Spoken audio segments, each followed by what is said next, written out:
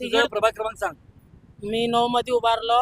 प्रभाग क्रमांक रामचंद्र शेट्ट्यापा मंजेली तृतीपंथीमध्ये आबोली म्हणतात.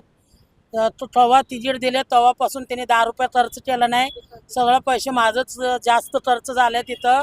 त्याला म्हणलो मी पैसे ना खर्च केला तर बी आमचं पाठीमागा तू राहा म्हणलो. आज त्यांनी पैशासाठी गेलाय काय, फक्त त्यांनी पैशासाठी नुसतं पैसेच करत होता. सकाळी उठून प्रचारला बी फिरत नव्हता. ना फिरलं तर बी माझ्यासाठी सगळं जनते काय बी करून राष्ट्रवादी 4-4 आम्ही निवडून आणतो असं म्हणत होता. जय हिंद, जय महाराष्ट्र. हे बघा, राष्ट्रवादी काँग्रेस पार्टी प्रभाग क्रमांक 9 मध्ये आम्ही विजयाच्या एका टप्प्यावर येऊन पोहोचलेलो होतो.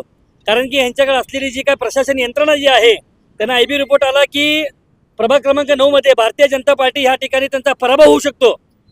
ते लक्षात आल्यानंतर त्यांनी लोकशाही धोक्यात आणण्याचं काम त्यांनी केलेलं आहे. राष्ट्रवादी काँग्रेस पार्टीचे आमचे ड मधील अधिकृत उमेदवार म्हणजे राष्ट्रवादी युवक काँग्रेसचा आमचा कार्याध्यक्ष शहराचा त्याला विकत घेण्याचं काम इथल्या शहरामध्येच्या आमदारांनी आणि इथल्या पालकमंत्र्यांनी केलेलं आहे.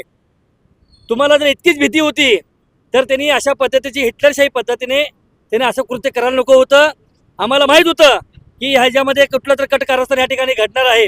म्हणून आम्ही आमच्या उमेदवाराला समजून सांगण्याचा प्रयत्न केला. परंतु त्यांच्या भारतीय जनता पार्टीचे त्या ठिकाणी असलेले सगळे कार्यकर्ते असतील, तिथले उमेदवार असतील, आमच्या उमेदवाराला घेण्यासाठी जर त्यांचे 4 उमेदवार त्या ठिकाणी येत असतील आमच्या विरोधातले भारतीय जनता पार्टीचे, म्हणजे ह्या ठिकाणी आमचा एक प्रकारे विजय झालेला आहे असं मी समजतो.